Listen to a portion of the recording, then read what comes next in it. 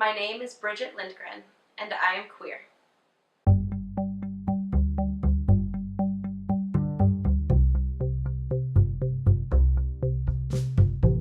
I recently came out on social media.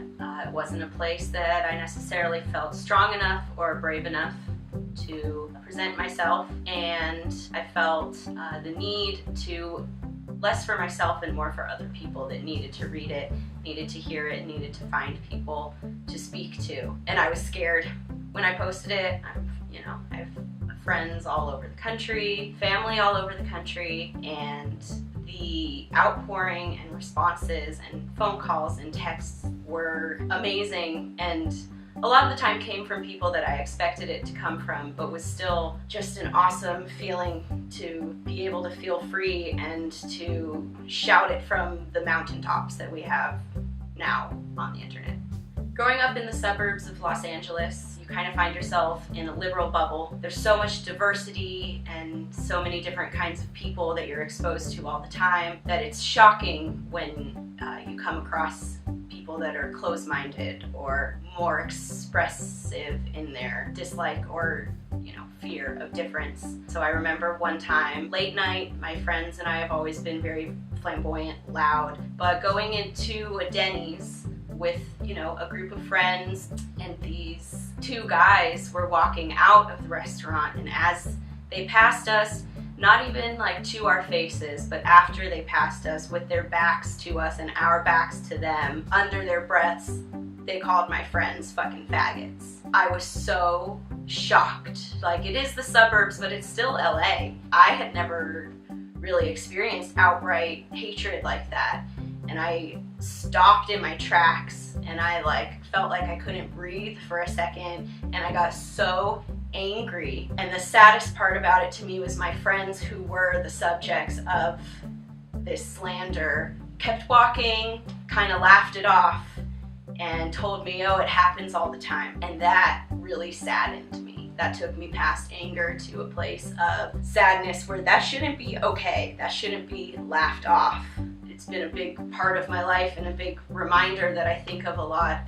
You gotta stand up, be proud of who you are, but at the same time, not take it when people are calling you out with their hatred. It's not okay, and it's not something that should just be happening every day, and it's not normal. That whole experience made me think about how we need to be proud of who we are. We need to be advocates for acceptance. It's those people that are afraid to even say something to your face, who are so set in these beliefs that, without even knowing a person, will judge them. It's those people that we need to reach out to, that we need to let them know that we are their family, and we are here, and we're all human, and we've got to work together. I took a lot of inspiration from the election. That was a huge reason why I decided to take the step forward and come out on social media. This can be a time where we despair, and we're depressed, and we're upset, and we're angry, and we're sad.